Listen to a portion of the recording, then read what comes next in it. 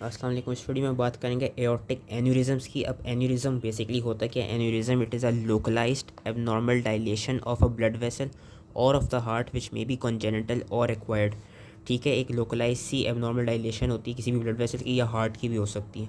अब इसमें एन्यूरिज्म में मेन चीज़ क्या होती है कि जो एन्यूरिज्म होता है it involves all layers of the intact लेकिन एटीन्यूएटेड आर्टीरियल वॉल, और अगर हार्ट में हो रहा है तो the thin ventricular wall of the heart.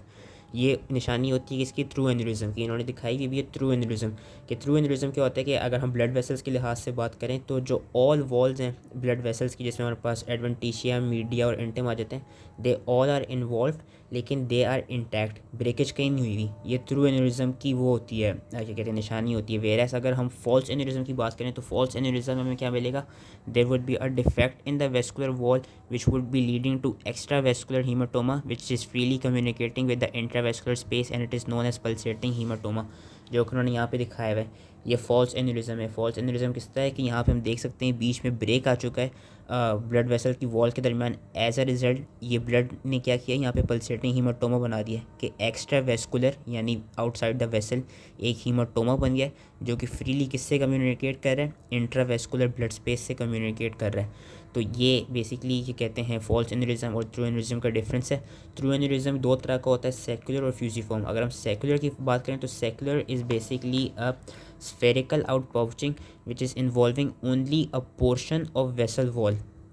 अब ये कौन कौन सी वेसल, अगर डिफरेंट वेसल्स के लिहाज से बात करें, अगर कोई इंट्राक्रैनियल वेसल्स हो तो वहाँ पे इनका साइज़ अराउंड 2 to 20 मिलीमीटर होता है। अगर हम एओर्टा की बात करें तो वहाँ पे इनका साइज़ 5 to 10 सेंटीमीटर्स तक भी हो सकते हैं। And these are often containing thrombus. Where as fusiform aneurysm में क्या होता है कि सेक्युलर में ये था, सेक्युलर में ओनली एक पोर्शन इन्वॉल्व हो रहा था वेसल वॉल का और वो स्फेरिकल था। फ्यूजिफॉर्म क्या होता है? फ्यूजिफॉर्म डिफ्यूज़ होता है, सर्कमफ्रेंशियल डायलेशन होती हैं and it is involving long vascular segments which are क्या कहते हैं वेरिंग इन डायमीटर की। बेसिकली ये फ्यूजिफॉर्म है और ये सेकुलर है। डिफरेंस इन दोनों में ये है कि जो सेकुलर है ये सिर्फ एक पोर्शन में दिखाया हुआ है, ये वेसल वॉल है उसका सिर्फ एक पोर्शन इन्वॉल्व कर रहा है। जो फ्यूजिफॉर्म होगा, फ्यूजिफॉर्म पूरी होल वेसल को इन्वॉल्व कर सकता है या लार्ज सेगमेंट्स को, मतलब डिफ्यूज़ होता है, साइज़ में बड़ा होता है तो लार्ज सेगमेंट्स ऑफ क्या कहते हैं वेसल्स को पूरा इन्वॉल्व कर सकता है। और ये सर्कमफ्रेंशियल होता है, वेरएस जो सेकुलर होते हैं, सेकुलर हमारे पास स्फेरिकल होते हैं। तो इनके डिफरेंसेस थे जो याद होने चाहिए। अब अगर हम पैथोजेनेसिस की बात करें इनकी एन्यूरिज्म्स की, तो pathogenesis is basically they result due to any defect in the synthesis और break down of connective tissue, कि जो स्ट्रक्चर या फंक्शन होता है कनेक्टिव टिश्यू का within the vascular wall वो कॉम्प्रोमाइज हो चुका हो सकता है।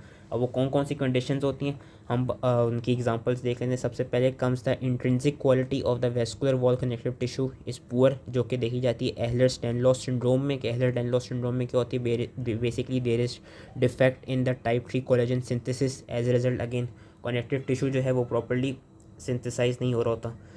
सेकेंडली बात करें abnormal TGF beta signalling, basically कोई भी ऐसी कंडीशन हो जिसमें जो ट्रांसफॉर्मिंग ग्रोथ फैक्टर बीटा है वो उसकी ज़्यादा प्रोडक्शन होने लग जाए, दैट वुड लीड टू एन्यूरिज्म्स। क्योंकि ये देखा गया है कि मार्फन सिंड्रोम के पेशेंट्स में क्या होता है, मार्फन सिंड्रोम के पेशेंट्स में भी वही होता है कि जो टीजीएफ बीटा है उसकी प्रॉपर्ली रिमूवल नहीं हो रहा होता।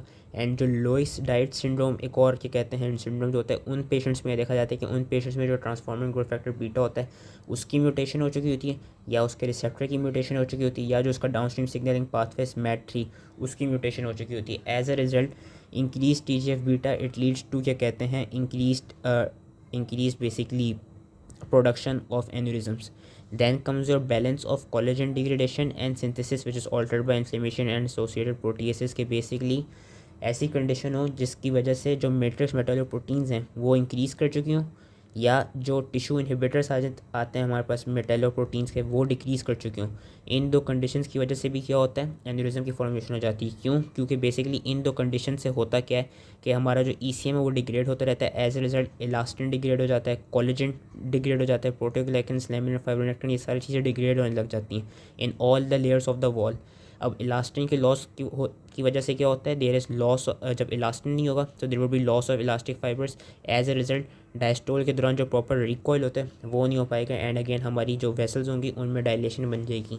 एंड यही इन्होंने दिखाया है कि अगर किसी इंडिविजुअल को जेनेटिक प्रीडिस्पोजिशन हो मेट्रिक्स मेटालोप्रोटीन की जीन्स में या टीआईएमपी की जीन्स में या कोई पॉलीमॉर्फिज्म आए, वो उन इंडिविजुअल्स में भी ये देखा जाता है कि उन इंडिविजुअल्स में हमारे पास एन्यूरिज्म की फॉर्मेशन होती है। And lastly comes your to conditions, जिसमें हमारे पास आ जाती हैं hypertension, atherosclerosis and tertiary syphilis. इसमें भी हमारे पास एन्यूरिज्म मिलता है। एथीरोस्क्लेरोसिस की बात करें तो एथीरोस्क्लेरोसिस में ये देखा जाता है कि there is ischaemia of the inner media which occurs due to thickening of intima and there is increase distance between the oxygen nutrients and the media. के बेसिकली होता क्या है, जो कि मैं शायद एथीरोस्क्लेरोसिस की वीडियो में बताना भूल गया था, कि जब ये इंटिमा थिकन्ड हो जाता है, as a result blood vessels में जो सारे न्यूट्रिएंट्स और ऑक्सीजन है वो यहाँ पे फ्लो कर रहे हैं, और मीडिया यहाँ पे, मसल्स यहाँ पे, अब they require oxygen and they require nutrients, लेकिन न्यूट्रिएंट्स यहाँ पे वो जो डिफ्यूजन का जो डिस्टेंस है वो एक तरफ से बढ़ गया है। एज ए रिज़ल्ट कभी कभी यहाँ पे मीडिया में भी वो हो जाता है,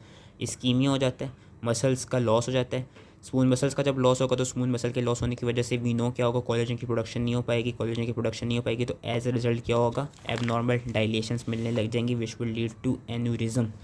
कि ये देखा जाता है कि हमारे पास जो हिस्टोपैथोलॉजिकल चेंजेस मिलती हैं आर्टीरियल वॉल में जो कि डायलेटेड हो, उसमें हमको मीडियल डिजनरेशन मिलती है, और ये मीडियल डिजनरेशन की एक फिगर भी दिखाई हुई कि as we can see this is the normal artery, this is the affected wall of the artery. इसमें हमको जो इलास्टिन फाइबर्स हैं वो काफ़ी कम नज़र आ रहे हैं कम्पेयर टू दिस।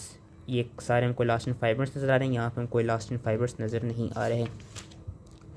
जो दो इम्पॉर्टेंट कॉजेज़ हैं एओर्टिक एन्यूरिज्म की, क्योंकि इस वीडियो में मैंने मेनली एओर्टिक एन्यूरिज्म पढ़ाना था, उसमें हमारे पास आ जाती हैं एथीरोस्क्लेरोसिस और हाइपरटेंशन। ये याद रखनी है कि atherosclerosis is an important factor in abdominal aortic aneurysm, जो कि हम अभी पढ़ेंगे, and hypertension is a common associated factor in ascending aortic aneurysm.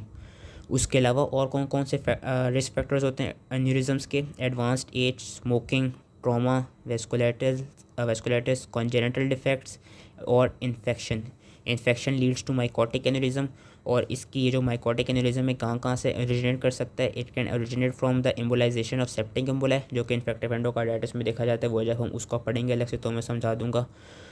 Mycotic aneurysms can develop from the extension of an adjacent suppurative process, or they can develop due to circulating organisms which are directly infecting the arterial wall.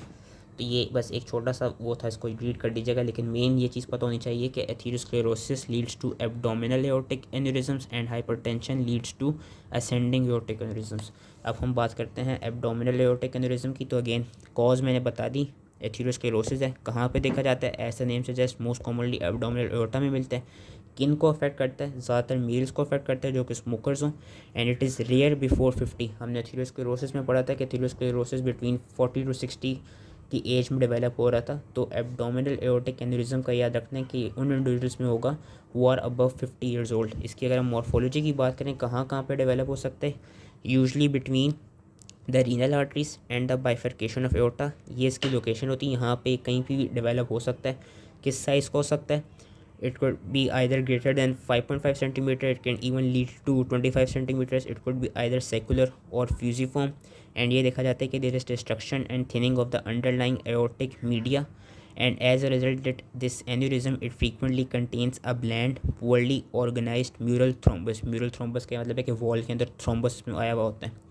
और ये भी है कि क्या कहते हैं, different renal arteries को भी अफेक्ट कर सकता है, मेजेंटेरिक आर्टरीज को भी अफेक्ट कर सकता है, इलियक आर्टरीज को भी अफेक्ट कर सकता है। 3 इसके वेरिएंट्स होते हैं। एक तो माइकोटिक हो गया, माइकोटिक को इतनी डिटेल में जाने की ज़रूरत नहीं है। एक और जो बाकी दो होते हैं हमारे पास इन्फ्लेमेटरी होता है, और एक इन्फ्लेमेटरी का ही सबसेट होता है जिसको हम कहते हैं इम्यूनोग्लोबुलिन 4 रिलेटेड डिजीज़। अब जो इन्फ्लेमेटरी होता है उसका डिफरेंस मेन ये है कि इवन दो मैंने कहा था एब्डोमिनल एओर्टिक एन्यूरिज्म ज़्यादातर 50 की बाद की एज में ही देखे जाते हैं, सिर्फ 5 to 10% केसेस हमको ऐसे मिलते हैं कि हमको यंगर पेशेंट्स में इन्फ्लेमेटरी एब्डोमिनल एओर्टिक एन्यूरिज्म्स मिल रहे होते हैं।